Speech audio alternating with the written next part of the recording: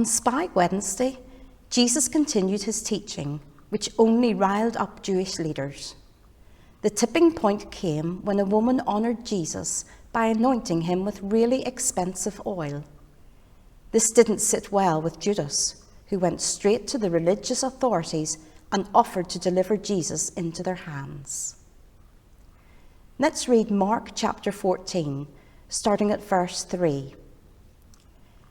And while he was at Bethany in the house of Simon the leper, as he was reclining at the table, a woman came with an alabaster flask of ointment of pure nard, very costly, and she broke the flask and poured it over his head. There were some people said to themselves indignantly, "Why was the ointment wasted like that? For this ointment could have been sold for more than 300 denarii and given to the poor." And they scolded her. But Jesus said, "Leave her alone.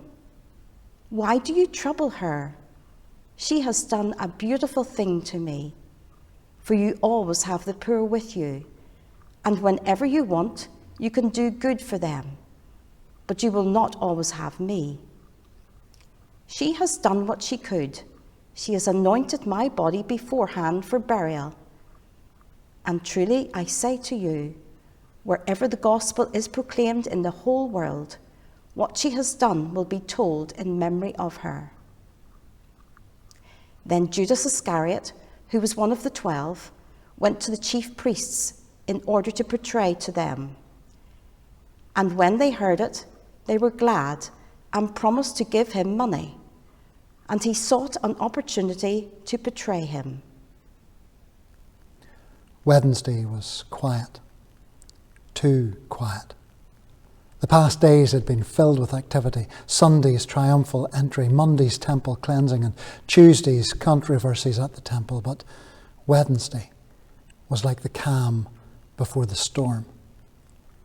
Out of sight, lurking in the shadows, evil was afoot. It's called Spy Wednesday because unseen, the dark conspiracy against Jesus raced forward. And not just from enemies outside, but now from a traitor within. Mary, the sister of Martha, took very expensive ointment. It was worth enough money to finance a family for more than a year. And with it, she anointed Jesus. Judas was indignant. Imagine how much good could be done for the poor with that amount of money.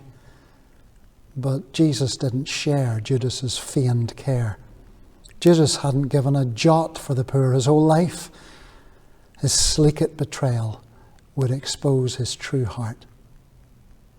For Mary, Jesus was worth every shekel and more. She has done what she could, Jesus said. She has anointed my body beforehand for burial. And truly I say to you, wherever the gospel is proclaimed in the whole world, what she has done will be told in memory of her.